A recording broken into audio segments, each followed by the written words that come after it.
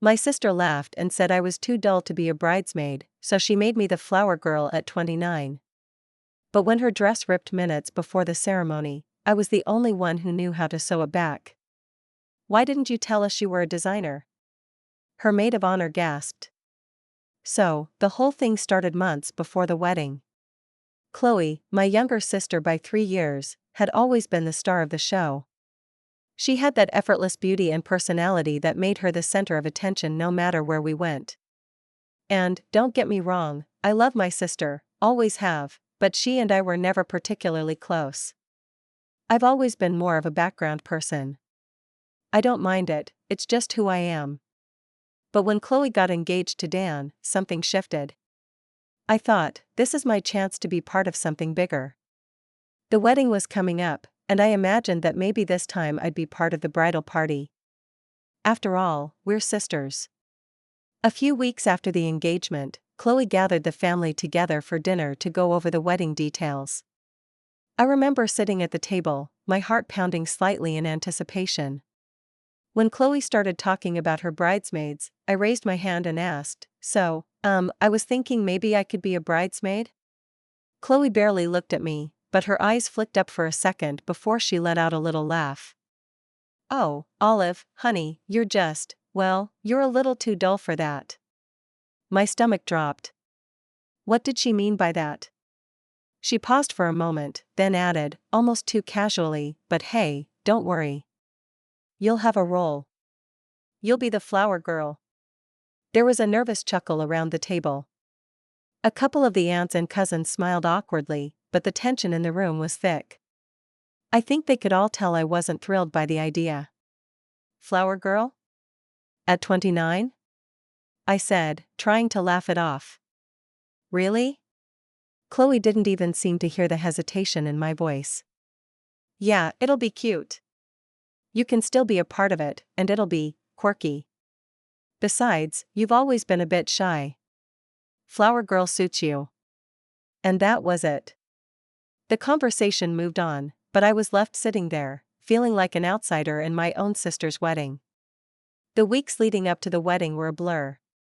Chloe was completely wrapped up in everything: the dress fittings, the bridesmaids' plans, the venue details. I went along with it, as I always did, trying to not be the one to rock the boat. The role of flower girl didn't get any better, and I spent the days leading up to the wedding just trying to ignore the sinking feeling in my stomach. Chloe's wedding day arrived, and it was everything I had expected: beautiful, extravagant, and filled with all the attention on her.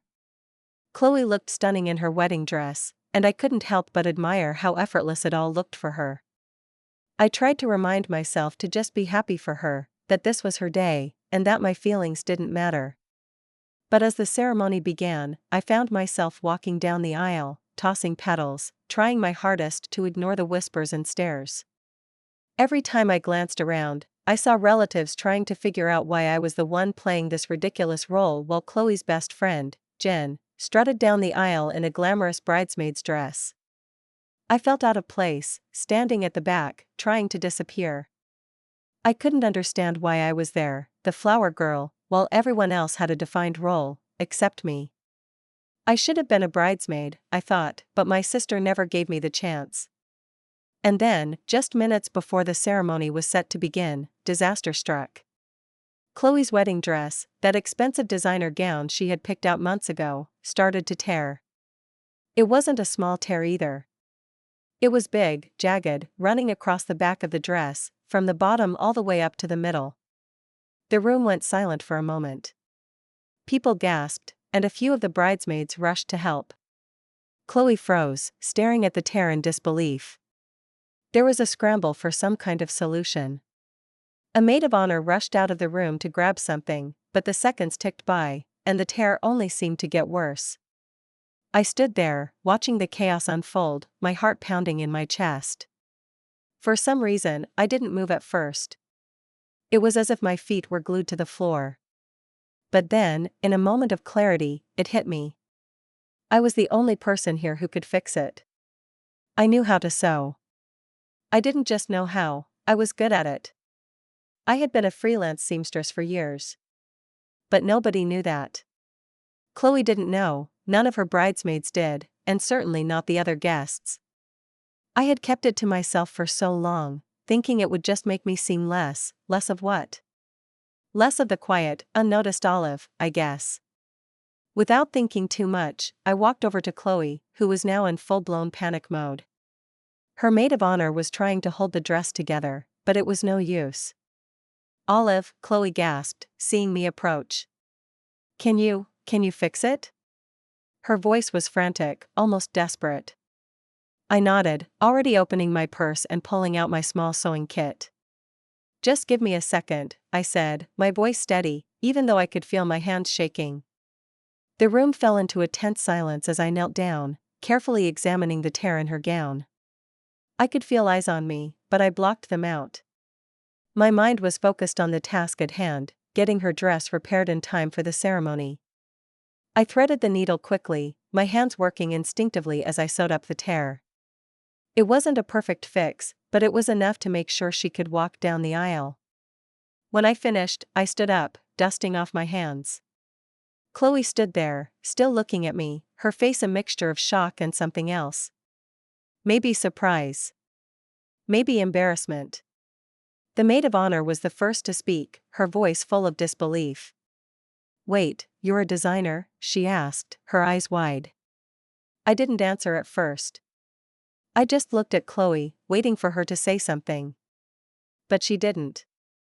She just gave a small, awkward nod, as if she was trying to collect her thoughts.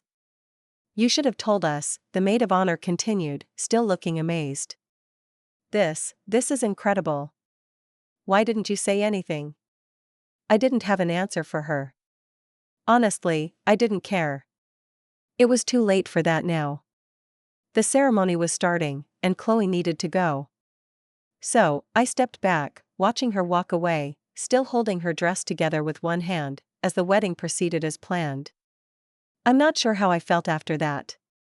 In the moment, I was just relieved the dress had been fixed in time. But as the night went on, I couldn't shake the feeling that Chloe had never really acknowledged what I had done. The whole day had been about her. And even though I had saved her wedding, even though I had been the one to fix her dress, it didn't change the fact that I had always been just Olive. I stayed at the wedding for a little while, trying to blend into the background, watching as people danced, laughed, and congratulated Chloe. No one asked me how I knew how to sew, or why I hadn't shared that side of myself before. It was like I was invisible again, just like I always had been. The night went on, but I couldn't stop thinking about what had just happened. Chloe's wedding was supposed to be the happiest day of her life, and yet, I couldn't help but feel like it had become another event where I was just there. I had been the flower girl at 29, a role I would never forget because it felt like the epitome of being overlooked. But the dress situation had made me realize something about myself, something that had been brewing in me for years. I had talents, skills, things that I had hidden away out of fear of judgment, of not measuring up to Chloe or anyone else in the family. But in that moment, I'd shown who I really was. The problem was, Chloe never even noticed. The rest of the evening passed in a blur. I stayed at the wedding for a little while longer, mostly hanging out near the back of the venue. People occasionally came up to me, congratulating Chloe, asking about the ceremony, and giving me sympathetic smiles. It wasn't that I was being rude or distant. I just didn't have the energy to pretend anymore. As I sat in the corner, I watched Chloe laughing and dancing with her new husband, Dan, and I couldn't shake the feeling that something had been broken between us, a bond that was never really there to begin with. I wasn't the person who created drama or made a scene. I had always been the quiet one, content to be in the background, just as long as I wasn't noticed too much. But tonight, it felt impossible to ignore everything that had been building inside me for so long. I had been overlooked, underestimated, and when I finally stepped up, it didn't seem to matter. Not really. Chloe was too caught up in her own perfect day to see what I had done for her, to see that I had saved the wedding. Later, as the reception wound down, I found myself standing by the door, quietly slipping out of the venue. I had driven to the wedding myself, and I needed the space. I wasn't angry, not exactly. I was just exhausted. The emotional toll had worn me down more than I had expected. I reached for my phone and checked the time. It was already well past midnight, and I had an hour's drive ahead of me. As I walked to my car, my phone buzzed with a message from my mom. It was a simple text, "Great night, huh? Chloe said you did an amazing job with the dress. Proud of you, honey." I stared at the message for a while, unsure how to respond. My mom meant well, but it felt like a generic attempt to make me feel better. Was Chloe really that clueless? Could she honestly not see the effort I had put in? The drive home was quiet. I didn't turn on the radio. I didn't have the energy for music, or even for a podcast. My mind was swirling with so many thoughts. It wasn't just the wedding. It wasn't even just about what Chloe had done. It was about me, and how I had always let myself be invisible, even to the people closest to me. My mom had asked me why I hadn't told Chloe or anyone that I was a seamstress. Why hadn't I spoken up sooner? Why had I stayed so quiet about my abilities, my work? I didn't have an answer to that. Maybe because I had always felt like I didn't belong in the world Chloe inhabited. Chloe was the star. She was the one everyone noticed. Me? I was the side character in her story. The next few days felt like a haze. I went back to work, stitching clothes for clients who didn't care about who I was outside of the work I provided. There was something comforting about being anonymous in my work. It wasn't glamorous. It wasn't even exciting. But it was what I was good at, what I had always been good at. But now, something inside me had shifted. I couldn't help but wonder if there was more to me than I had allowed myself to believe. Maybe I wasn't just Olive, the quiet, overlooked sister. Maybe I was something else entirely. I didn't hear from Chloe in the days that followed. No follow-up thank you for saving her wedding dress. No acknowledgement that I had saved the day when no one else could. In fact, the only message I received from her was a quick text asking if I could take some of her wedding dress alterations to the dry cleaners for her.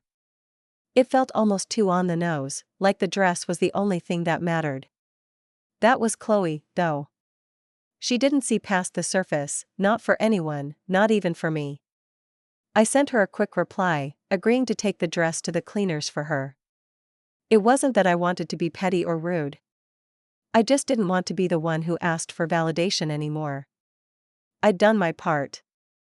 I'd saved her wedding. If she couldn't recognize that, it was on her.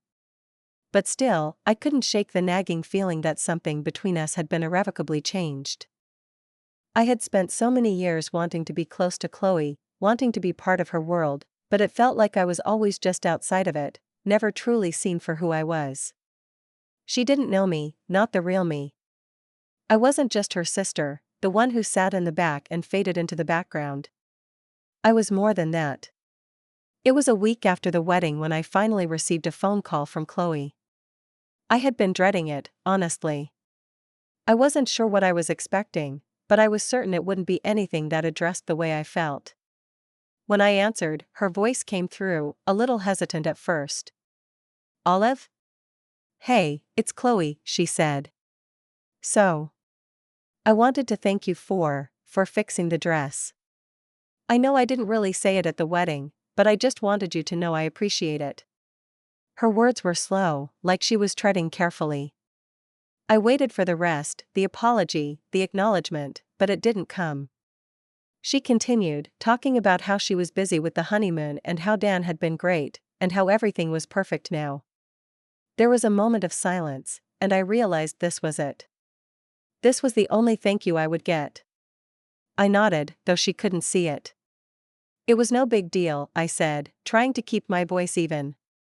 "I'm glad everything went smoothly." Another awkward pause hung between us, but then Chloe added something unexpected. "You know, Olive, I didn't really mean to hurt you that day. I just didn't think about it. I guess I was caught up in everything, and I'm sorry if I made you feel bad."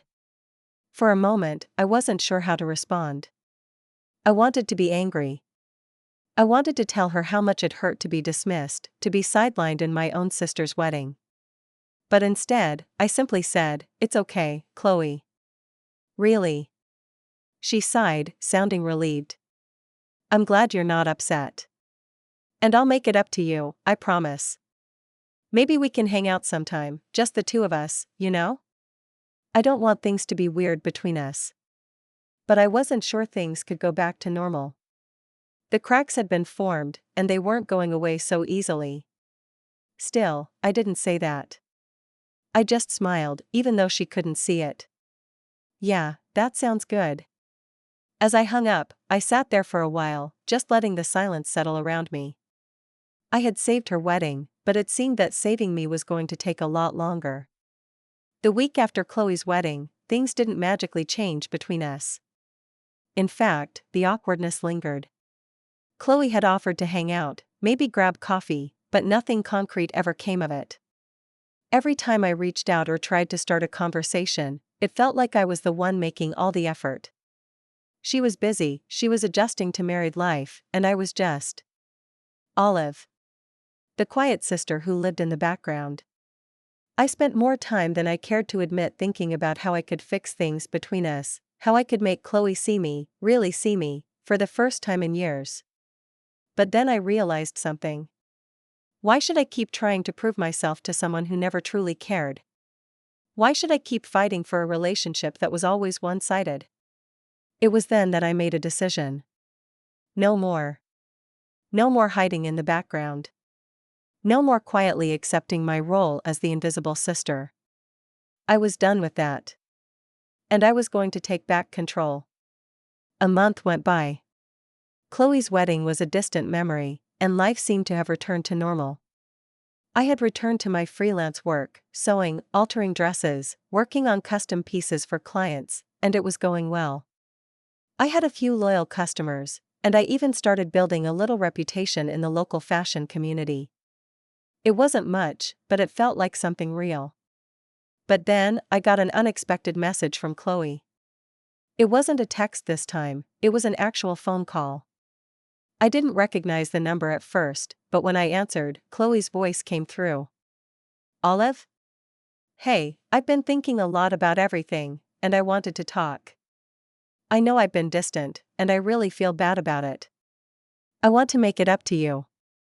The words came so quickly that it took me a second to process them. I could tell she was sincere, but the damage had already been done. I had spent too many years waiting for her to acknowledge me, for her to see my worth, and I wasn't going to go back to that place. "What do you mean, make it up to me?" I asked, my voice calm but firm. I don't know, Olive. Maybe we could do something together? Go to lunch? I feel like I owe you for everything, especially for helping me with the dress at the wedding. You saved my day, and I don't want you to feel like I took you for granted." I nodded, though she couldn't see me. It was the kind of apology I had been waiting for, one where she admitted her mistake, where she acknowledged what she had done wrong. But it wasn't enough. It wasn't enough to fix everything between us. "I appreciate that, Chloe," I said carefully, "but honestly, I don't think we're on the same page."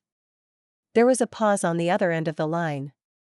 I could practically hear Chloe's mind racing, trying to figure out what I meant. "What do you mean?" she asked, a little confused. I took a deep breath, preparing myself for what I had to say. It wasn't going to be easy, but it was time to stop pretending. "I mean that I've spent so many years bending over backward for you, trying to be someone you'd want to be around, someone you'd value. But the truth is, I've been invisible in your life, Chloe. And I'm done with it. I'm done waiting for you to notice me, for you to see that I have value. I've spent too many years trying to live up to your expectations when, really, I should have been focusing on what I wanted."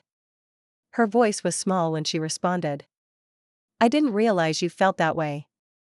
"Well, I did," I said, the weight of my words settling in. "And I'm tired of being the backup option.